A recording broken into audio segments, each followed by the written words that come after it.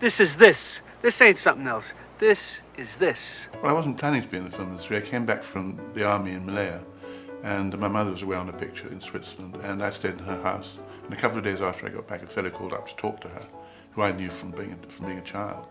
And he said, "What are you going to do?" And I said, "Well, I'm going to have to get a job." And he said, "Well, I'll give you a job."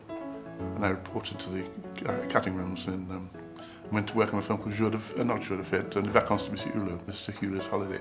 And so I fell into it. I mean, it's pretty nasty for people who go to film school and work like hell to get in, and I just fell into it.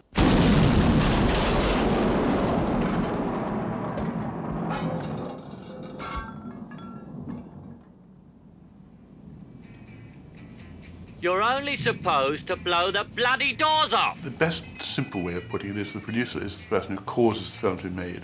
The director is the man who shoots the film.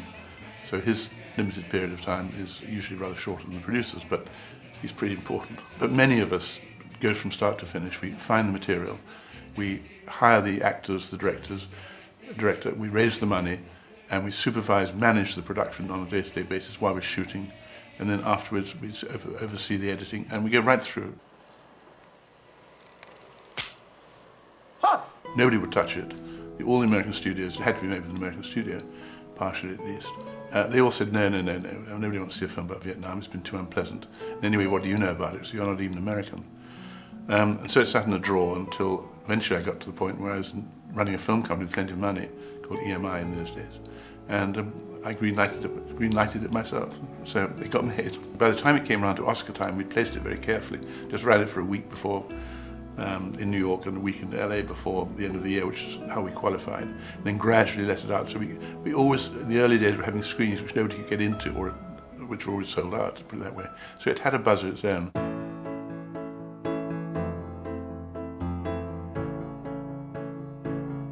It's taking away the lifeblood of the industry, literally.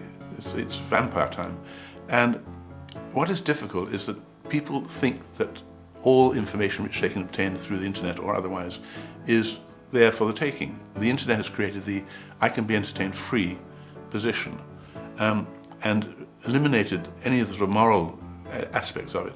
But there's a practical aspect too, and that's very simple. If people don't pay for the product, there will be no money to make the product. So all these films that you're stealing today will not be available for you at any price in the future. So it's a matter of the public recognizing this. It's a problem.